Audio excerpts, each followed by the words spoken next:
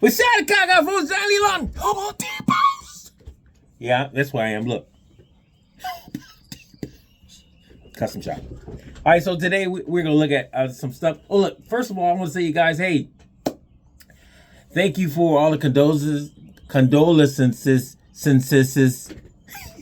on my Uncle George Jr. He's really was a cool guy. Listen, if you guys don't have a father in your life, your uncle is your first father. If your real father's not in your life, find your uncle. My two uncles were my first fathers. That was the coolest thing to say. And Uncle Buck was really like my main dad. He was like my main dad.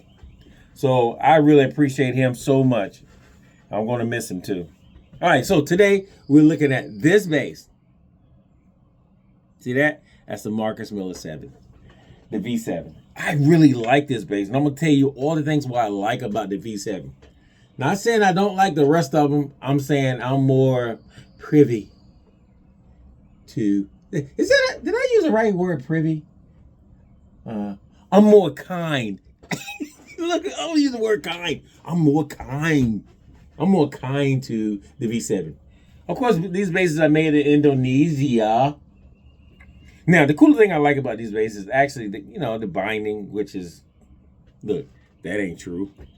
That's not a real binding. It's just painted. But man, they nailed the roundness in this bass like in the early 70s. The early 70s had round. I mean, you could run your hand all the way around and there was no edges. And I love this about the V7. All right, and it's a headstock. All right, so the body looks more like an ash body. It feels kind of light, but this is a cool thing too. They didn't do this in the 70s. String through, and it comes with 18 volts. I like the the ACC ESS. Look, because I may saying it wrong. I like the way they came down on the truss rod, that you can actually stick a longer adjuster in there and not, gouge out your stuffuses. Look, your stuffuses. Make your bass look crazy. I like the fact that they stay close with the pick guard. It's not directly on it, but it's close to any that you can interchange the pick guard. A lot of people don't think you can interchange it. You can, except the original pick guard is a little longer on the bottom horn, and it's a little big on the top horn. I really like this bass. Okay, so let's look at this too, guys. Excuse me. So the customer brought this in.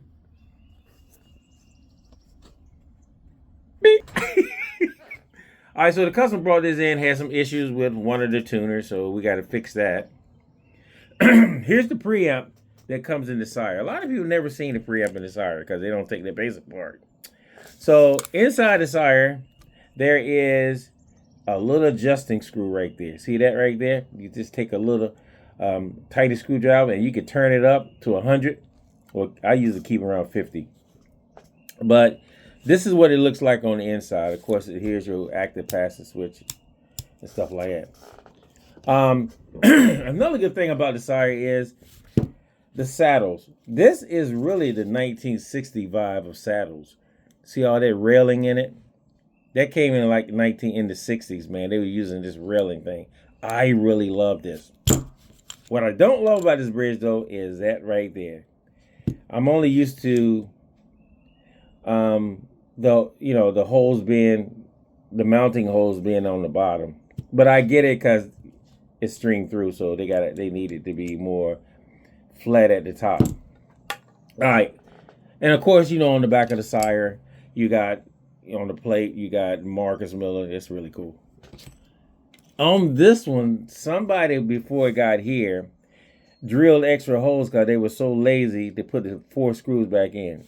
Ooh, I hate to say that, but that's what happened. All right, of course he comes with, 18 volts. Now here is, because a lot of people never seen the pickups that goes in the Sire. It says Sire on them. I mean, you've seen them. You just ain't been in on the inside of them.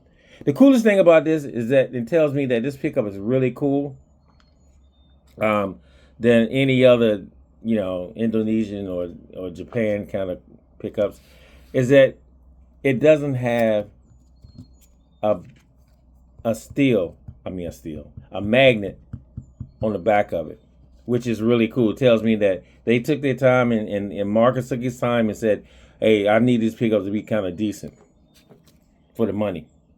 I want them to get more for the money than cheap pickups that has magnets on the back of them. Let me see if I got one right here somewhere. Excuse me, I took one apart. Let me see. Hold on 1 second. Let me put this right here. Look. Don't move now. I mean it. Hold on. All right, so let's see if I can find. See, here's one right here. Man, that was good. Look how fast I was. Did you see how fast I was? All right, so if you look at that right there, see that big magnet on the back? Not good. That tells me this pickup is kind of on the, what I say, cheap side? Okay, yeah, I would say it on the cheap side. Although there are some companies right now that's making pickups that's actually, they're using the battery on the outside. But see, that tells me right there, see how it's wrapped, even with how it's wrapped. And the magnets on the back of it is like, nah, man. When I look at it, I go like, okay, I'm glad it works. Sad thing is, I know you're kind of cheap. All right, so that's what I'm dealing with today, folks. I already taken it apart. Oh, let's look at something else. Watch this. All right, so let's look at the neck. Me looking at the neck of this bass tells me that this customer plays definitely a lot in the F and G kind of spots. You can see all the indentions in it. But he's kind of in the E section too. But after the E, there's nothing else. All the frets look good. You can tell it's in Indonesian. And somebody put that name on it. I don't know what that means. And normally, so basically, the wood looks really, really cool. I got to give it to Marcus. He did a good job on this bass. Look, I said this bass. Not saying he didn't do a good job on the rest of them, but this is kind of my lean to. So I'm jumping on this bass today, and give me a couple hours, maybe 8, because I got to do a lot of stuff to it. And then we'll come back. And it's going to have a whole lot of new stuff. And I'm going to see if you're going to like it. Please keep praying for the Hobo Depot. Keep praying for the Queen and I, because we love you. We pray for y'all in the morning.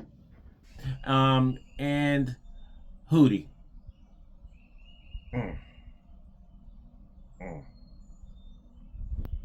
Dude, he looks sad this morning. I think his girl left him. I'm not sure. Look, I don't really care. Yeah, but he's my boy. But anyway, guys, keep praying for the Hobo Depot, praying for the Queen and I, and we'll definitely keep praying for you every day. And remember, one note can heal the world. And the way the world is right now, we need that one note. Shout out, We're out of here. Hey, man.